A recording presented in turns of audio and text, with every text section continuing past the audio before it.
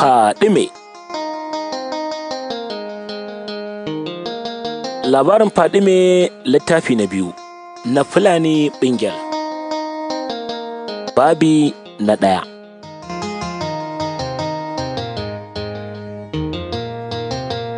Tsayawa ta yi tana ƙarewa kanta kallo cikin tangamewan madubin da aka ƙawata banɗakin da shi. Abubuwa da yawa take tunawa na rayuwarta da ta gabata. Abubuwa da yawa kuma ba ta iya tunawar. Akwai wani abu da take ƙoƙarin yaƙi da shi, ganin yana son tada mata da kyakkyawar zuciyar da ta daɗe da ajiye ta a tun ranar da ta buɗe ido da gawar Mamuda. Idansa soke cikin dafin kibiyar da ba ta iya mantawa.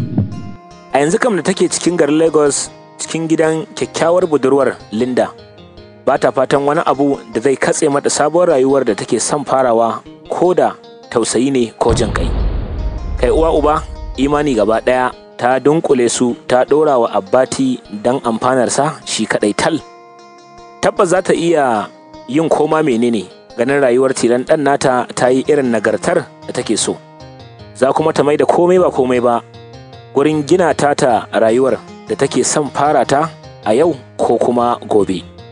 Fatanta ta manta kowa, ta kuma shafa duk wani baƙin ciki, shafewa irin ta baƙar takarda da aka zana ta jikin farar takarda bayan an tsumbula ta cikin ruwa. Murmushi da saki ita kadai tana kallon kanta a cikin mudubin. A hankali kuma ta jawo shampo din da ke gabanta ta fara kwarara shi cikin tattausan gashin nata. Cikin takura kai ta fara kokarin saka dogon wandon jeans din da Linda ta fito mata da shi da yar matsatsiyar rigar. Kankace mene wannan ta haɗe tamkar wata baby doll cikin kayan ƙawarta ta, ko mu ce uwar ɗakin nata. Dan stool ɗin madubin ta jawo ta zauna hannunta riƙe da kwalin tabar da idan ta kunna, wannan ta kunna ta 25 kenan cikin ƙasa da awa 5 tun haɗuwarta da Linda.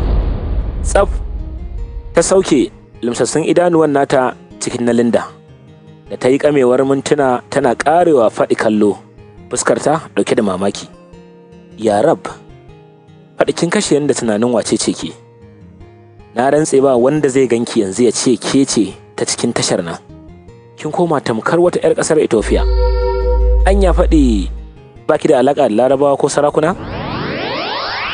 Mijina da aka kashe Balarabe ne. Sai kuma ta sakar mata murmushi mai sauti tana fesar da hayakin sigarin ta hanci. Kin san me? Da farko dai ce miki zan yi ki kira ogan naki dan naji sun karɓe ni ko kuwa. Sannan kuma ki manta kin san ni da Fadime. Bariki na shigo ba makaranta ba.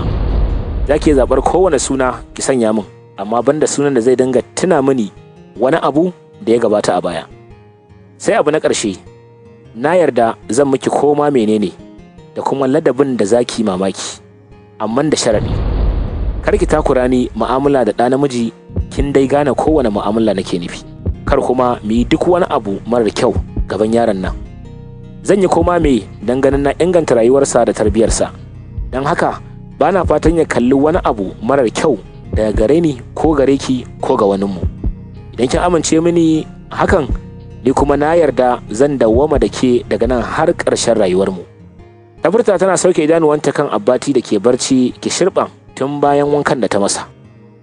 Raf ta sau mata tafi tana mai jinjina maganganun faɗin.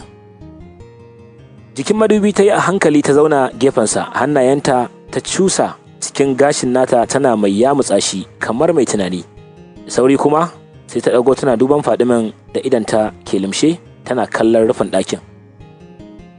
Wane suna ma na ji yaran nan na kiranki? Ammi? Bari to na kai ki da Ammin.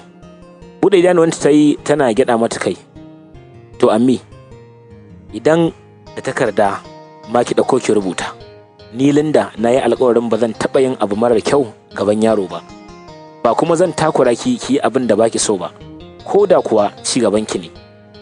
Don haka kar ki damu. A bayan son taimakonki da nake sanyi har da ƙauna irin ta 'yan uwantaka da na ji ina miki a tun ɗora idanuna da na yi kanki karo na farko. Abbati kuma renansa ba zai hana ki komai ba, bare ya taɓa kasuwancinki. Akwai makaranta da aka buɗe nesa kaɗan da mu ta yara masu shekarunsa. Ita za mu samu mu saka shi, sai a samu mai kula da shi. Kin ga haka za ki samu damar kasuwancinki ki je kuma duk inda kike so yaronki na cikin amana. Ya kika gani? Gyaɗa mata kai ta yi alamar duka zancenta ya yi. Ok? To shikenan. Tunda da gajiya tare da ke, ki kwanta yanzu. Gobe sai mu fita. Ko kuma ki huta har kwana 3 kafin na kai ki gurin oga. Daga haka ta fita. Ita kuma ta kishingiɗa, idanuwanta a rufe, tana jin kamar yanzu aka sake haihuwarta. Cikin tunaninta babu komai sai kiyasin me zai faru daga gobe.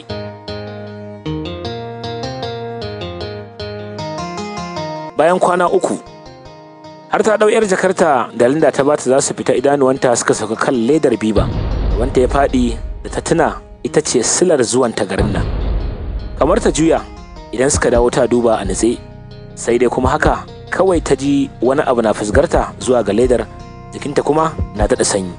A hankali ta miƙa hannu ta jawo ledar kamar mai tsoron tar da saƙon kwanakin da suka rage mata a duniya. Ta zazzage ta, murmushi ya kubuce mata, ganin takardunsa ne duka na shaidar kammala karatunsa, sai kuma wani kyakkyawan zoben azurfa. A sannan ne kuma ta kula da wata zunguriyar ambulan da aka manne bakinta da cingam. Ambulan ɗin da daga ita dukkan wani buri da take da shi kafin lokacin ya rushe. Gabanta ne ya faɗi ganin sunan tabbaro-baro a jikinta. Zuciyarta ta tsinke ganin zanen rubutunsa.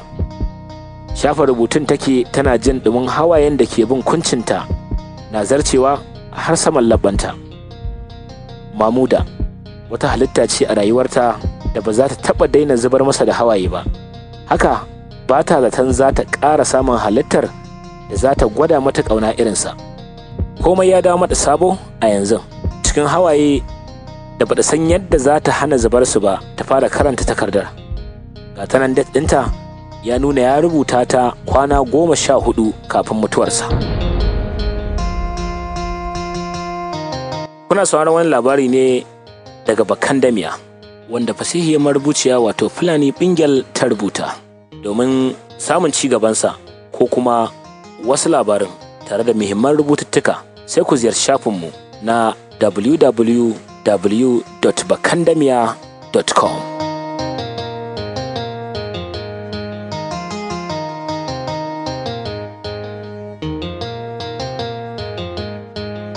Ki yi haƙuri, ban ji a jikina zan ƙara kwatankwacin watannin da na yi da ke ba.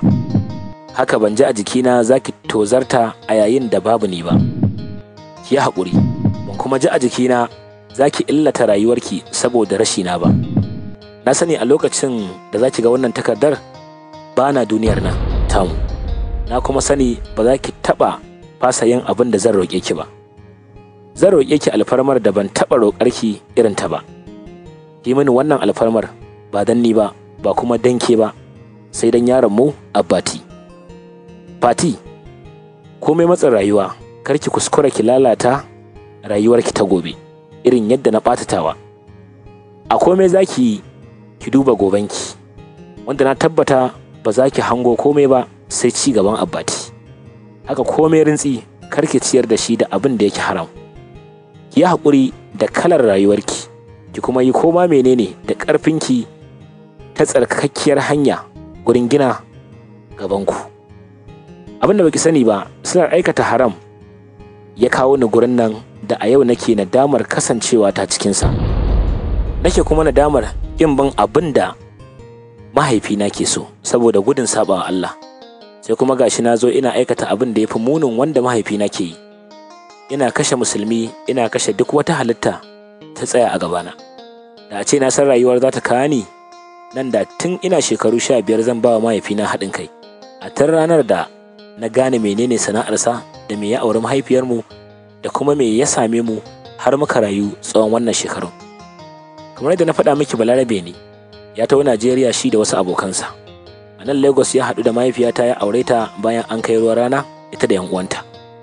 Ba su saka shekaru 2 da aure ba aka same ni.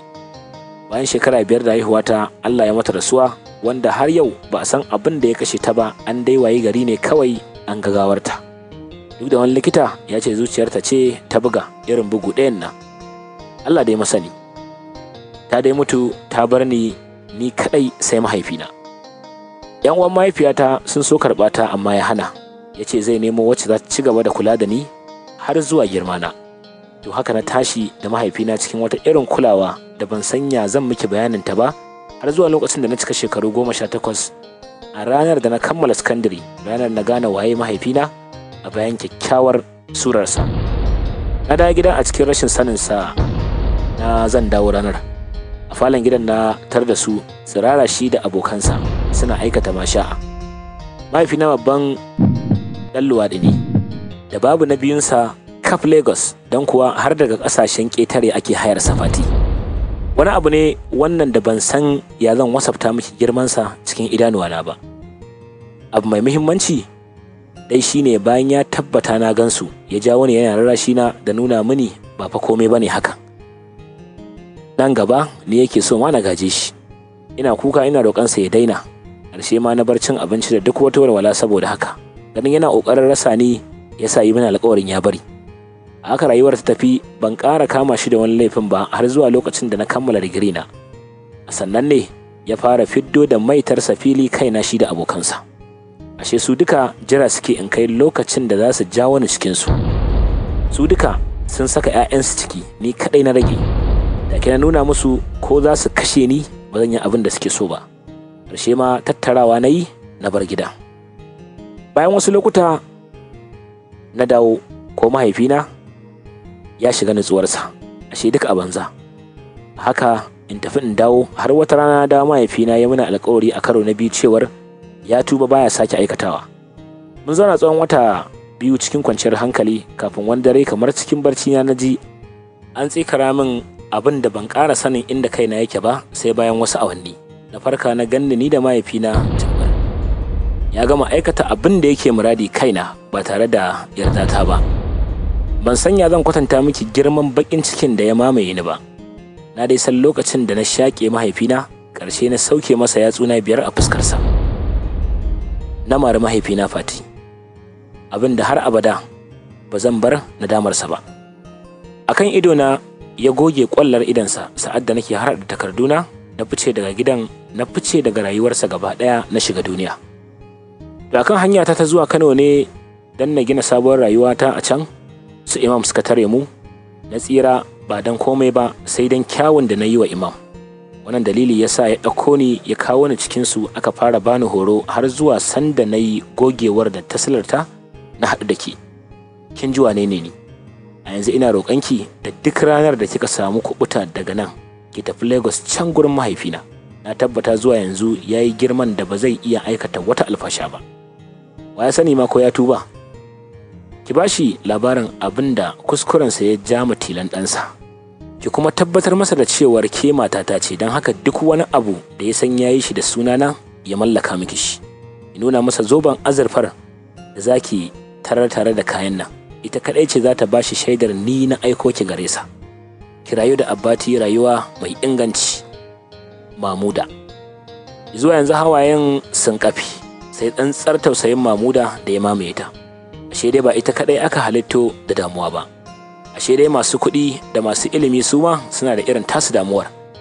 Ashe ita wuta za ta yi ta zaɓi saɓawa mahaliccinta saboda ta gaji da irin tata damuwar. Ashe ga wani can da ta rayu da shi tsawon shekaru 2, garin ya gujewa saɓawa mahaliccinsa ya guji mahaifinsa. Ya zo ya zama yana aikata abin da idan bai yi kunnen doki da ubansa ba to kuwa zai fi shi. Shin me yasa ba za ta gode ba da aka barta da lafiyarta ba? Ta gano darasin. Tabbas ta gano abin da Mamuda bai gano ba. A cikin layi 2 na rubutun ta gano laifin Mamuda. Silar kuma kome da ya same shi, wato garaje. Mahaifinsa ya yi nadamar da ta tabbata ko ina yake yanzu to fa yana tir da halinsa ne. Ba kuma sai bayan ya tafi ya yi ta ba. A'a, nadama ta same shi ne a tun lokacin da yatsun Mamuda 5 suka wanzu a fuskarsa. Mamuda bai kula da nadamarsa ba sai hawayensa. Bai san hawayen nan shine nadamar ba. Shin me ya faru bayan nan? Ba ta sani ba. Tana kuma buƙatar sanin. Don haka ta ƙara duba adres ɗin ta miƙe da niyyar zuwa gurin Linda. Sai dai ma Tiristai ganin ta tsaye a bakin ƙofa tana binta da wani irin kallo mai kama da na ƙasƙanci. Yadda kika zaburo ɗin nan, ina gargaɗinki da ba cewa zaki kin fasa fitar nan ba. Ammi, ina da ƙuduri mai yawa kanki, ba kuma na son harka da mutumin da baya magana ɗaya, baya cika alƙawari. Wani ya wuta haɗiya muƙwat, jin gargaɗin da Linda take mata, sai yanzu take tuna kalamanta idan aka shiga babu fita.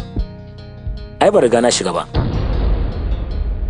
Za ta rantse da Allah ba san sa'ad da kalaman suka haɗa kansu ba. Sai dai sun fita da wani ƙwarin gwiwa da ya saka ta rungume hannunta tana kallon cikin idanuwanta. Haka kika ce?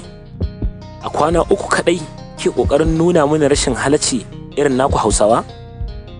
Wani irin halitta ne ku wai? Me yasa kuke da yawan karya alƙawari?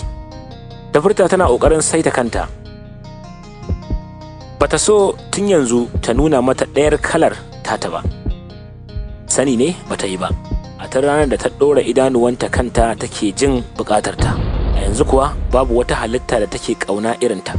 Za ta iya mallaka mata komai don ganin ta aure ta. Babu alƙawari a abin da yake na sabawa Allah. Wasu kalmomin nata suka fusgota daga tunanin da ta shilla. Ai sai ta saki baki tana dubanta. Idanuwanta na kankancewa. To, mai sauraro wannan shine ƙarshen labarin Fadime babi na 1 littafi na 2. Wanda kuka saurara a Bakandamiya, wanda fasihiyar marubuciya wato Fulani Bingel ta rubuta. Domin neman ci gaban labarin ko kuwa wasu labarai da kuma muhimman rubuce-rubuce, sai ku ziyarci shafinmu na www.bakandamiya.com.